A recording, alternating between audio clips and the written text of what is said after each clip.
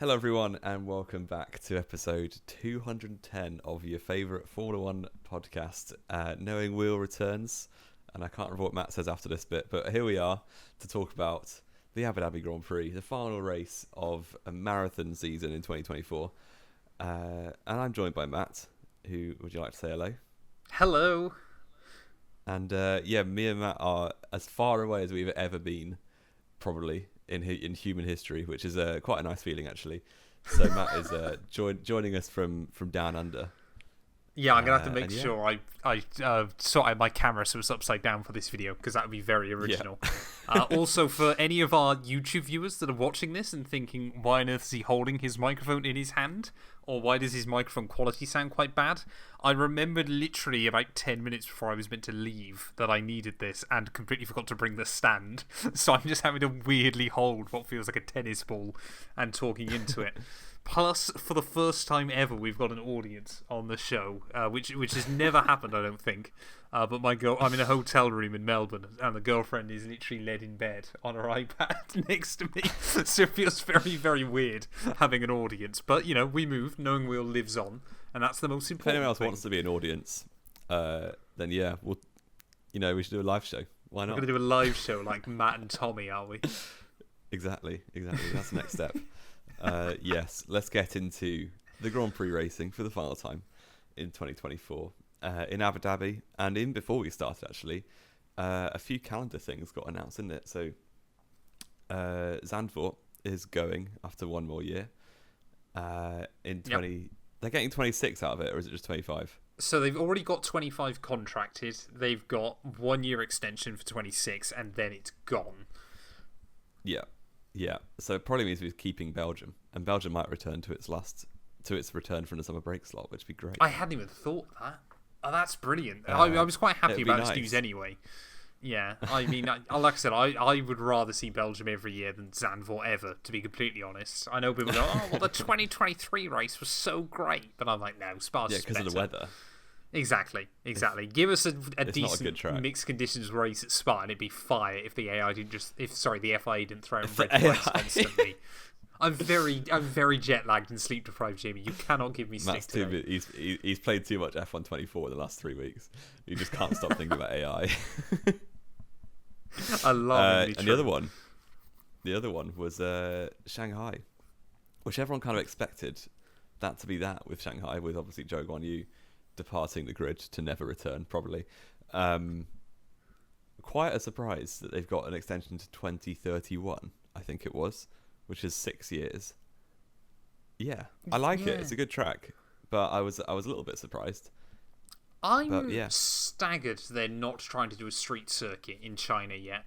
I mean, I'm sure it's probably in the pipeline, but I'm staggered they haven't gone away from Shanghai to somewhere else. I love Shanghai as a circuit. It's where I got my first league race win against you, so it holds a special place. Of course it does.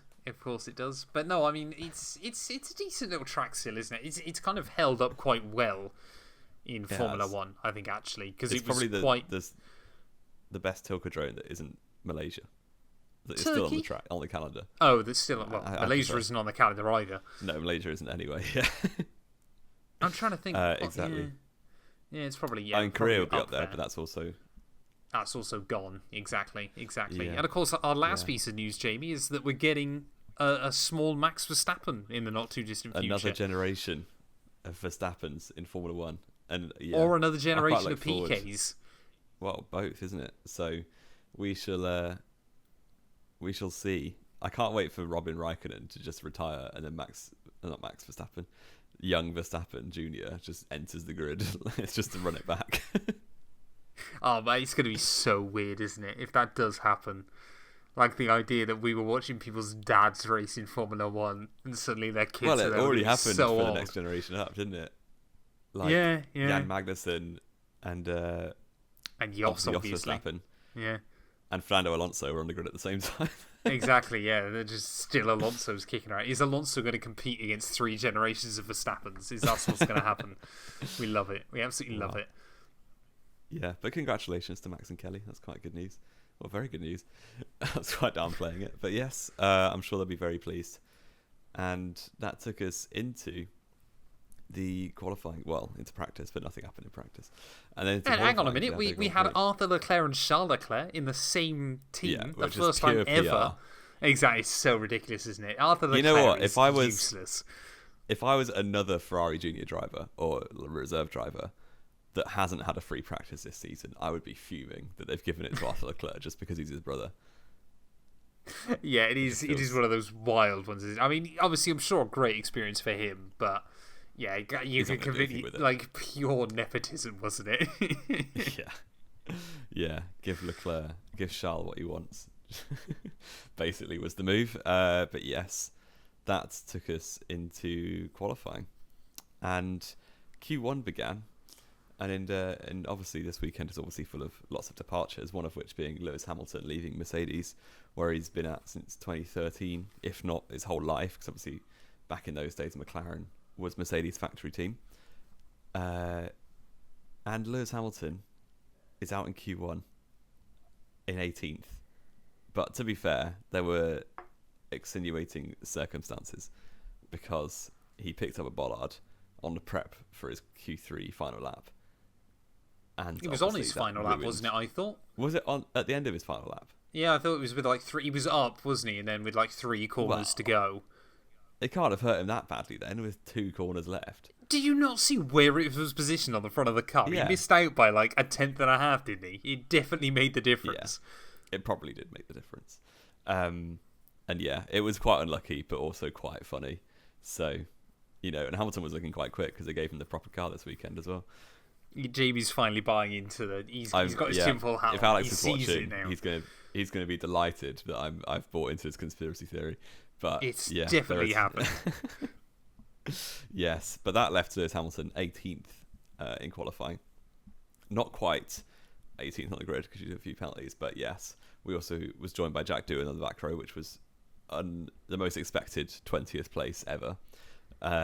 With Colapinto next, Lewis Hamilton, Alex Albon and Zhou Guanyu also joined in Q1 exit. Yeah, Zhou Guanyu not able to get into Q2, which is a shame and not surprising. Not surprising at all, but he's had his climax in Qatar, so I wasn't expecting much. But Liam Lawson got completely blocked by George Russell.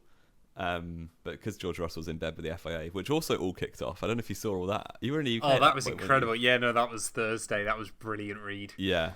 The Russell Verstappen beef is astonishing, and I love it. I'm and all it's a shame for that we're it. going to have to go 3 months without anything now. I'm all for it. Russell saying it as funny. It is. I love it. I mean, they both have points. Russell is a bit of a crier. But Max is also a bit of a bully. So Exactly. It goes. I think they've both got points, but the fact that it's all playing out in public with absolute handbags is hilarious. Oh yeah, completely. That's the best bit about it, is the fact that we all get to enjoy it nowadays. That's the great bit. Exactly. And Russell got away with blocking Lawson on a flying lap for no reason other than the FIA like George Russell. So. No, I think, to be fair, Alonso was also in the way, and if you look at it from Lawson's on board, he doesn't. I mean, he lost probably half a tenth at most. It didn't really change anything for him, did it? It was one of those ones where I could understand if it had been a penalty, but I also don't think it was ridiculous that he didn't either. What I will say, Lawson lost more at Abu Dhabi qualifying than Russell did in Qatar qualifying, since Russell wasn't even on a lap. Yeah, no, exactly. Well, yeah, but I even said last week that should never have been a penalty in qualifying. So, that swings and roundabouts, isn't it? Jamie, if we ever sat here and said the FIA are consistent in their rulings, then we wouldn't have much of a show on a lot of weeks. Yeah, exactly. Nothing to talk about. But there was Q2 to talk about because there was something quite surprising. Charles Leclerc went fastest on his last lap to make it safely through, and then was swiftly deleted because he extended turn 1 by about 1 millimetre. But Ferrari couldn't prove that he stayed on, whereas Perez and Norris both had similar incidents and could prove that they stayed on with the slow-mo frame-by-frame shot. Leclerc was just over the white line, like you're talking millimetres. And that was it. And he was out in 13th, which wasn't great for him at all. 14th, I believe, in the end, wasn't it? Yeah. Was it 14th? And a 10 place I think it grid was penalty. 14th, but obviously he had a 10 place grid penalty, so it was kind of irrelevant anyway. Well, but yeah, starting 11th is very different from starting last. Yeah, but obviously, yeah, Ferrari, I mean, as soon as we found this out on Friday, I don't know about you, but I was there going, yeah, they're not winning this, are they? In the constructors' battle that they were trying to hype up. You're like, yeah, that's kind of... If it had been a McLaren that had that penalty, you think, oh, maybe the dream's still on. But yeah, obviously, it was also the fact that it looked like they told Leclerc when he was getting out of his car in FP2, wasn't it? Whereas his shocked face was something iconic. That, yeah, it looked like he'd just been told as he was ending FP2 that he got a 10 place penalty. But yeah, he was out, and with a 10 place penalty, that left him P19 on the grid. Joined by Magnussen was out. Stroll, obviously, natural Q2 exit for him. Yep. And natural Q2 exit for both V-Carbs who've qualified on row 6 for about the last 5 races, it feels like. It feels like, yeah, those two just constantly lock out row 6 at the moment. Every time we do notes for this, I feel like I'm writing Lawson and Tsunoda out at the top of the Q2 times. Yeah. Valtteri Bottas got through in his last race for now in Formula 1. Last race for Sauber, definitely. Through to Q3, which is ridiculous. They haven't got through to Q3 since China. They didn't even do that in Qatar, did they? Yeah, I forgot about that. He did a really good job, didn't he, Valtteri? He did on Saturday. The less said about Sunday, the better. But yeah. Yeah, I suppose, yeah, Sunday was not a highlight for him. But, I mean, yeah, moving into Q3, though, Jamie, it kind of looked again like it was going to be a toss-up between Verstappen, the McLarens, obviously Carlos Sainz in that one lone Ferrari anymore, and obviously with recent form as well, you could never count out George Russell. One that I don't think we were expecting, though, was Nico Hülkenberg in that fight, which was mad. Oh, I was so excited for about 10 seconds when Hülkenberg just popped up on pole position. It would have been astonishing if somebody had caused a red flag right at that moment. But it would have been even worse to have it taken away by a rubbish penalty, which didn't make any sense. But because, yeah, Hülkenberg did go onto pole, he was sadly beaten by 3 people. But not the world champion, so we'll take that. And then the FIA were like, nah, he's qualified 4th. We can't have him that close to the podium. So they had to give him a 3-place penalty for an absolute nonsense decision for overtaking in the pit lane. That's ridiculous. You can't, unless you're Max Verstappen, mate. You can't do it. That's the rules. I guarantee you George Russell would get away with it. I can smell the salt from here, Jamie. It's what, 12,000 miles away? Still salty. But yes, that was a shame. But the exhilaration of pole position for 10 seconds was fantastic. It was worth the entire season, was it?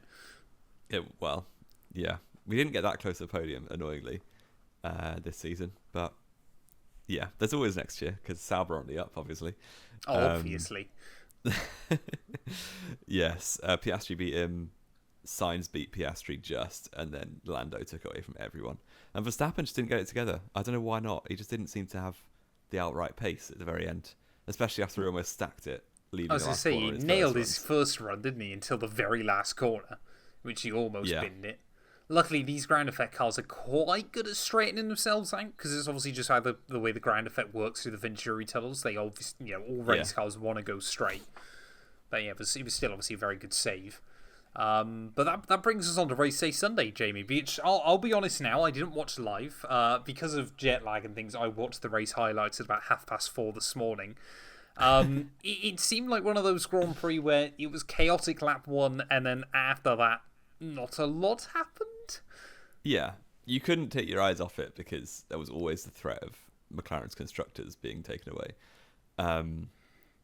But even that threat was pretty minimal. But, like in the same way 2021 was a boring race, something did happen that time. So obviously the end of it was crazy. But this was just a boring race because nothing happened at the end. But yes. They can't rig them all, Jamie. There was no Nicholas Latifi this time, sadly. But yes, the start of the Grand Prix, Max Verstappen easily dispenses with Carlos Sainz down to turn 1, and then really misjudged his turn 1 and just destroyed Oscar Piastri.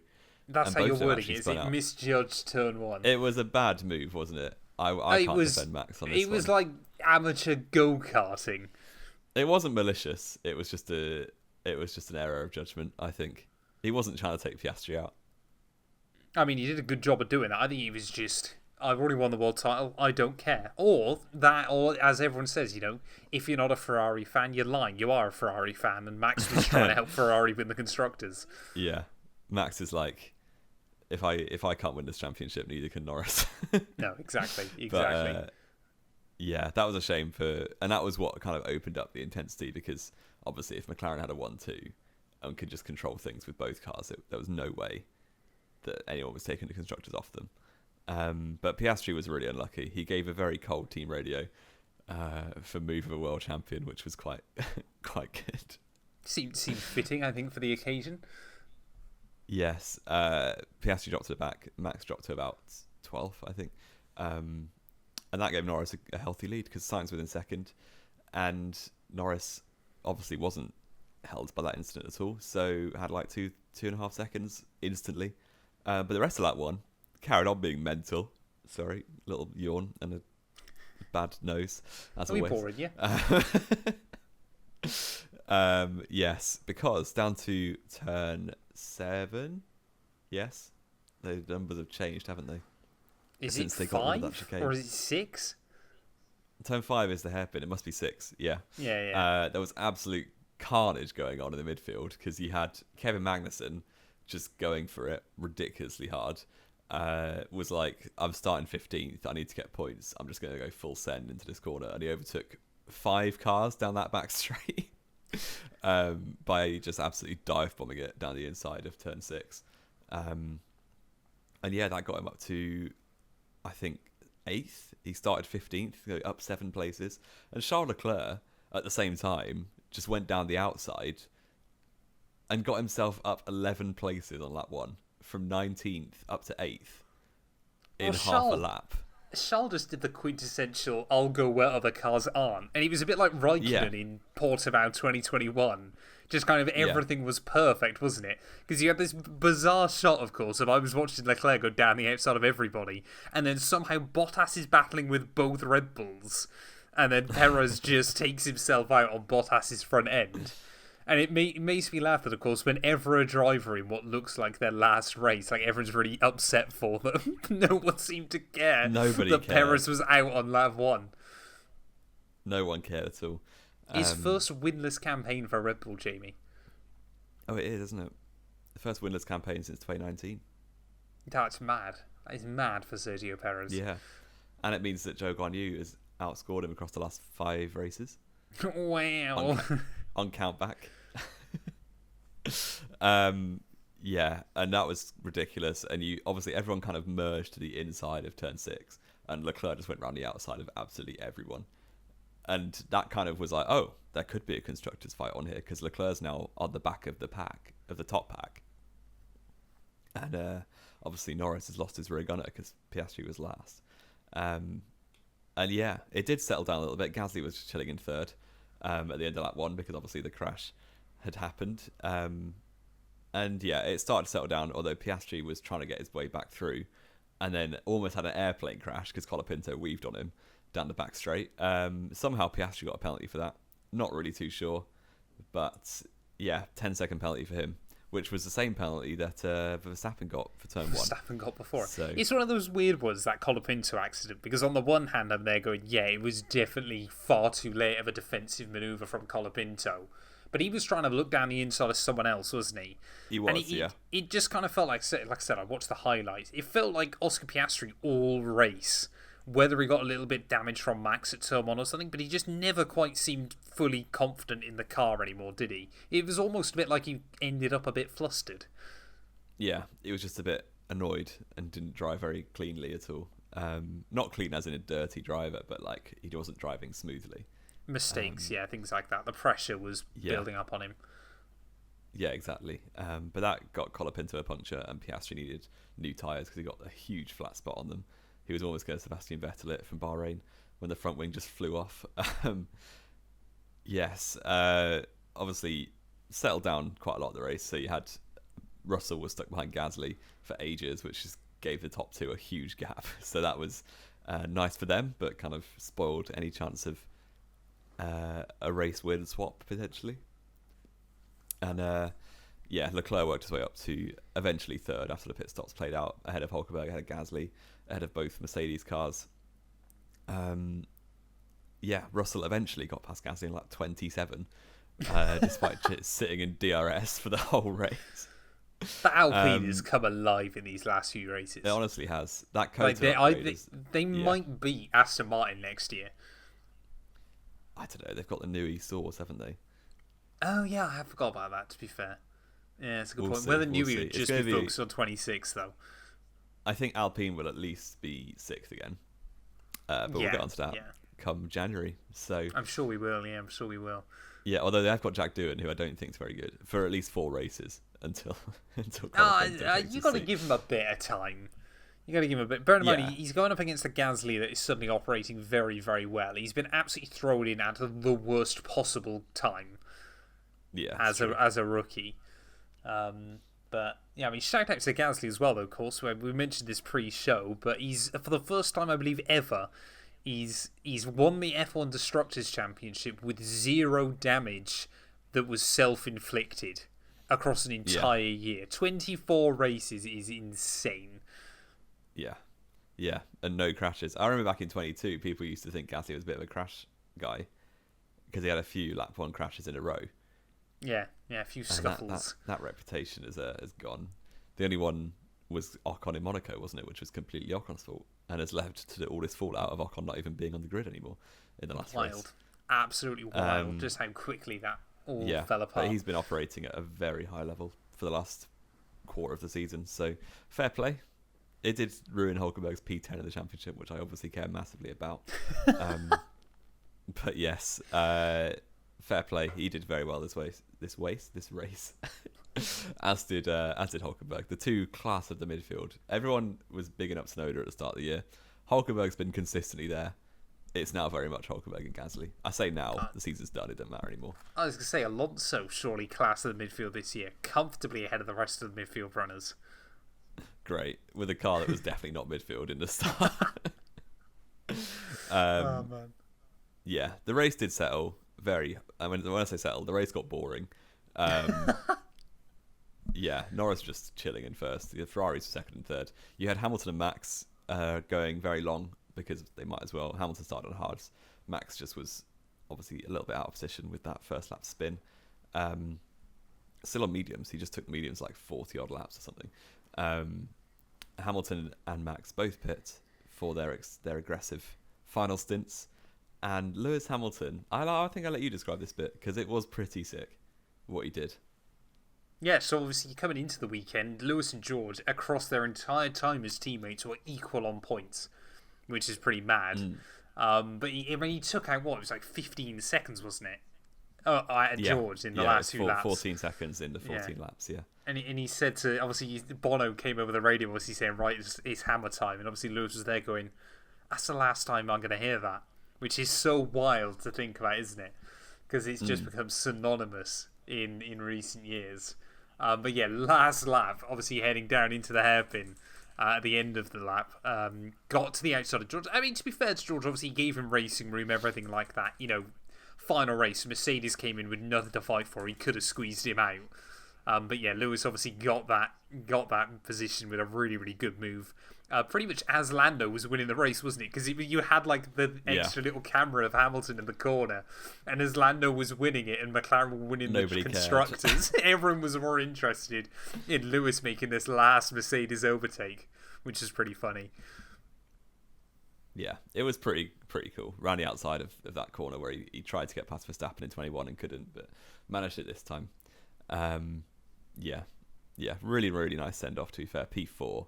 It's a shame that, I think the whole race would have been a lot better if Norris had a mechanical failure. So obviously Ferrari would have won the constructors, Hamilton on the podium. It would have been lovely. Everyone would have loved it. But to be fair to them, they kept it all under control. And Lando Norris won his 4th race of the season. Is that? Yeah, I believe so. 4th or 5th, which is so many fewer than he should have won. Exactly. Yeah. from Carlos Sainz in his last race for Ferrari. Charles Leclerc third from 19th on the grid, which is insane. I guess another one of those races this year where you go, Charles Leclerc now, you just wonder whether when he finally gets a car underneath him is the real deal. Yeah, I would like to see it, and hopefully we see it next year when he pockets Lewis Hamilton, who did finish P4. George Russell in 5th, Max Verstappen with a really kind of off day in 6th. Although to be fair, I don't think he would have finished any higher than 3rd.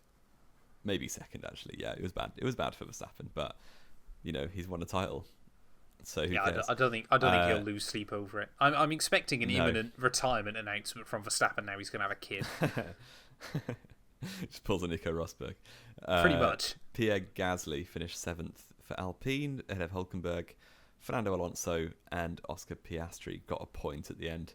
McLaren's first Constructors' Championship of our lifetimes, which is mad, isn't it? Absolutely mad to think about. 25 years it's been. I mean, fair play to McLaren as well, though, because obviously both cars have been classified in every single race this year. Oscar Piastri's done every single racing lap, which is pretty mad, because that's only happened, I think, like 4 times ever in Formula 1, which is pretty mad to think about Oscar doing every single lap. It's the first time ever the Constructors' Champion has finished every single race with both cars as well. And, it is one of the... Well, it made me chuckle. I saw one tweet of someone going, Ferrari lost out by 14 points. It was just a picture of Sainz having that crash in Baku. And they're going, well, he might have finished 4th anyway, which would have only been 12 points. So, it kind of swings and roundabouts. But, McLaren, I think... The Canada double DNF was absolutely. I mean, there's plenty of examples where you look at Ferrari over the course of the year of where they've thrown it away a little bit. But honestly, I don't think they'll be too worried, because obviously it does give you the extra wind tunnel time for next year, and that will be useful. Want it, to be honest. I'm sure, but the thing is, I don't think either team had planned on winning the Constructors this year, which is mad to say. I don't think anyone thought they would. 2023 was such a Red Bull affair that it was unthinkable that anyone other than Red Bull would win the Constructors. Well, especially when you look at even the first 5 races of this year. Yeah. You kind of think, I'm sure no one thought they would have had a chance, apart from obviously just based on how much Perez bins it. Yeah, and you look at the start of 23 for McLaren until now, that progress is crazy, because they were battling Alpine for 6th fastest car, probably. Was it 2023? It was Saudi Arabia, wasn't it? Yeah, exactly. Where they were last, literally last. They were slowest car by 4 tenths. Yeah, and now here they are, Constructor Champions, 2 years later. How's that for a 100-race plan at Alpine? I was going to say, wild, isn't it? It can but fair be done. Play, Yeah, Zach Brown's done a very good job, although he was being a little bit insufferable at the end of that race. He was giving big main character energy. He loves it. But it's always the thing though with Zach, isn't it? Is you can never deny his passion and love for the sport. Oh yeah. And you know what? If I team principal the team to the Constructors' Championship, I would be doing the same thing.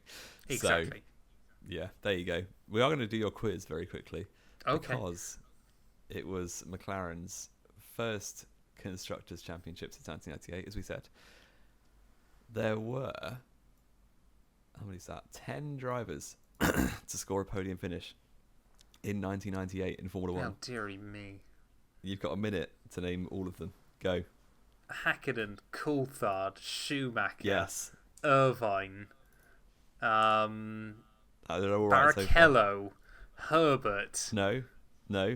Trying to think.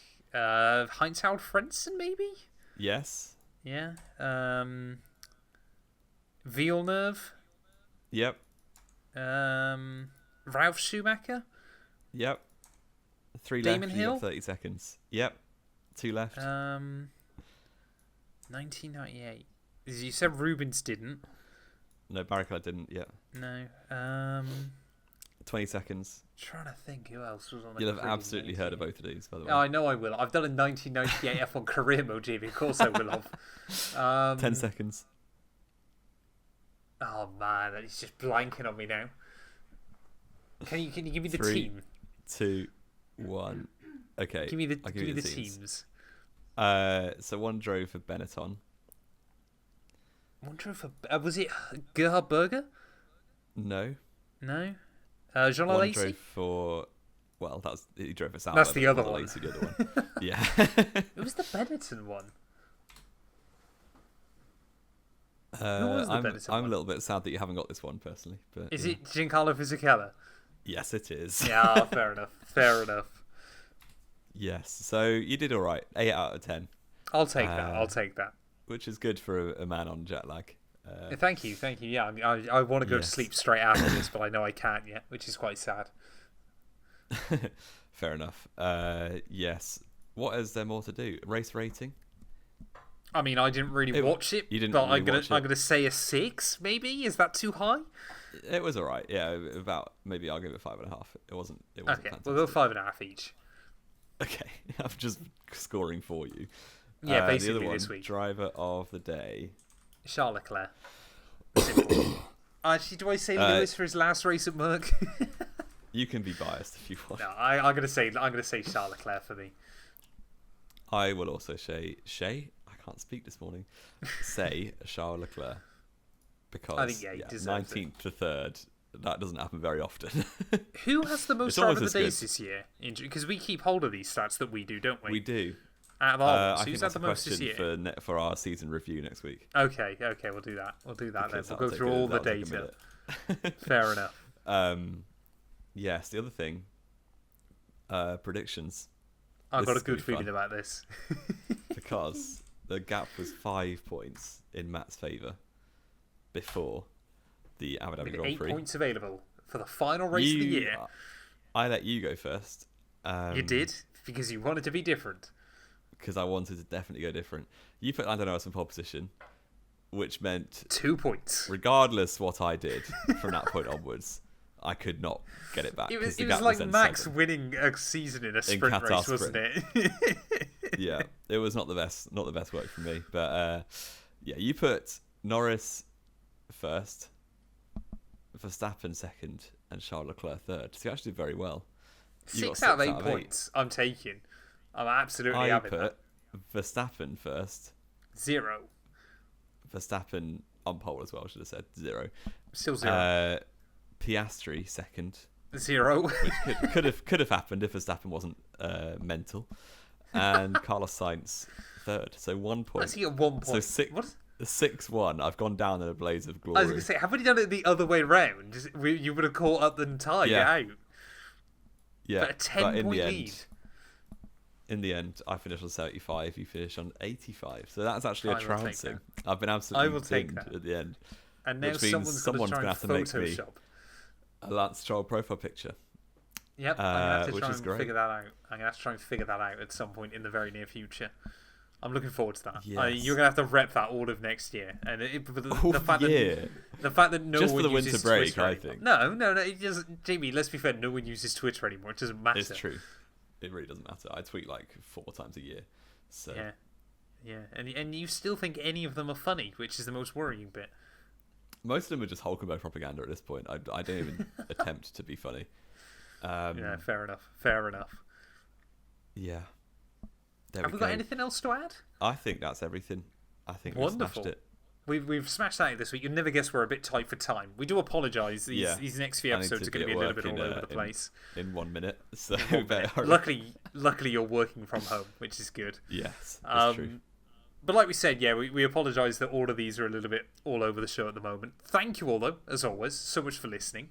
If you have enjoyed, please do make sure you leave a like, get yourselves subscribed. We want to do more with this next year in 2024, and of course, reading all your comments as well throughout the year has been really good fun. We're going to try and do like a are we doing the season reaction to our predictions, look Jamie? Back thing? Yeah, and then we'll do a Christmas quiz, which is always good fun.